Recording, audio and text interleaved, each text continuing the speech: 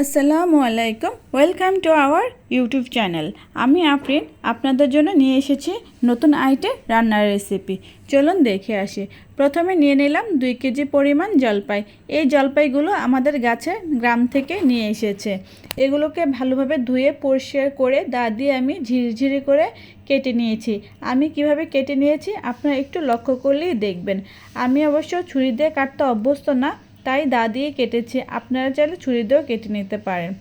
এবার এর মধ্যে দিয়ে দিলাম 2 কাপ পরিমাণ চিনি। এখানে 2 কেজি পরিমাণ জলপাই, তাই আমি 2 কাপ পরিমাণ চিনি নিয়েছি। আপনারা চাইলে স্বাদ অনুযায়ী বাড়িয়ে কমিয়েও নিতে পারেন। এবার স্বাদ মতো কিছুটা লবণ দিয়ে দিলাম, দিয়ে এগুলোকে ভালোভাবে মাখিয়ে নিলাম। তারপর এগুলোকে একটা সাইডে রেখে দেব। এবার আমি আচারের জন্য মশলা তৈরি করব। প্রথমে চুলায় একটা প্যান বসিয়ে দিলাম, তার মধ্যে 2টো তেজপাতা, 7-8টা শুকনো মরিচ এবং দিয়ে একটু নাড়াচাড়া করলাম। একটু ভাজা ভাজা হয়ে গেল তখন আমি এর মধ্যে দিয়ে দিলাম 1 টেবিল চামচ পরিমাণ আস্ত ধনিয়া, 1 টেবিল চামচ পরিমাণ নর্মাল জিরা, সাথে দেব প্রায় 1.5 টেবিল চামচ পরিমাণ পাঁচফোড়ন দিয়ে তারপর সাথে আবার কিছুটা আমি সরিষা দিয়ে দিয়েছি, যেটা আমি ক্যামেরাতে উঠাতে পারিনি। তারপর সবগুলোকে সুন্দরভাবে ভেজে নিয়েছি। এবার একটা মগের মধ্যে নিয়ে হ্যান্ড ব্লেন্ডারের মাধ্যমে এটাকে আমি ব্লেন্ড করে নিয়েছি। সুন্দরভাবে ফাঁকিটা রেডি করে নিয়েছি। দেখুন কত সুন্দরভাবে নিখুঁতভাবে ফাঁকিটা হয়ে গিয়েছে। এবার আমার রেডি করা জলপাইগুলোর দিকে দেখব কী অবস্থায় আছে। এতক্ষণে চিনি গলে পানি ছেড়ে দিয়েছে।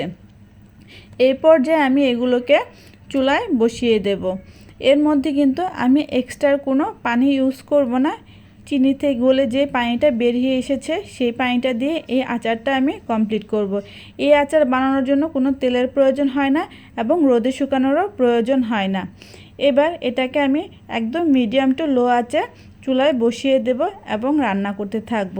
এই সময় চুলার তাপটা কোনোভাবে হাই করা যাবে না, তাহলে কিন্তু পানিটা শুকিয়ে যাবে আর জলপাইটা সিদ্ধ হবে না এবং রান্নাটাও সুন্দর হবে না।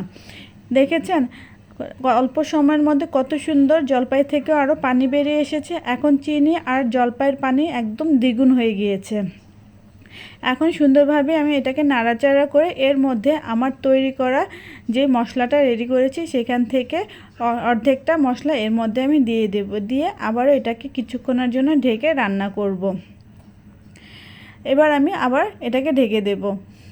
এভাবে আচার বানিয়ে আপনারা খুব সহজেই খেতে পারেন। অল্প সময়ে কোনো ঝামেলা ছাড়া আচার, আর খেতেও দারুণ মজা হয়। যারা একবার না বানাবেন তারা কখনোই বুঝবেন না। আমার মরিচের ঝালগুলো একটু কম ছিল বিধায় আমি আলাদাভাবে আবার 1 চামচ পরিমাণ চিলি ফ্লেক্স ইউজ করেছি। আপনারা চাইলে স্কিপ করতে পারেন।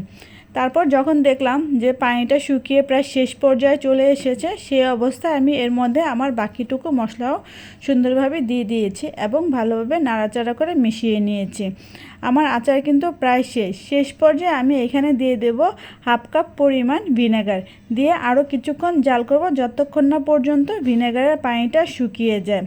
যারা ভিনেগারের স্মেল একেবারেই পছন্দ করেন না তারা কিন্তু স্কিপ করতে পারেন।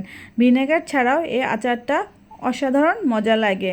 আপনারা একবার বাসায় ট্রাই করবেন এবং আমাকে কমেন্টস করে জানাবেন। এই আচারটা এভাবে বানিয়ে নর্মাল ফ্রিজে 15 থেকে 20 দিন পর্যন্ত সংরক্ষণ করে রাখা যায়। এটা গরম ভাতের সাথে বা গরম খিচুড়ির সাথে, পোলাওর সাথে অথবা খালি খেতেও খুবই মজা লাগে। কারা কারা এভাবে আচার বানিয়ে খেয়েছেন অবশ্যই কমেন্টস করে জানাবেন। আচারটা বানানোর পর দেখুন এটার চেহারাটা কতটা ইয়ামি এসেছে এবং এটা ধরার সাথে সাথে একদম মিলিয়ে গিয়েছে। এভাবে অবশ্যই আপনারা একবার হলো ট্রাই করবেন।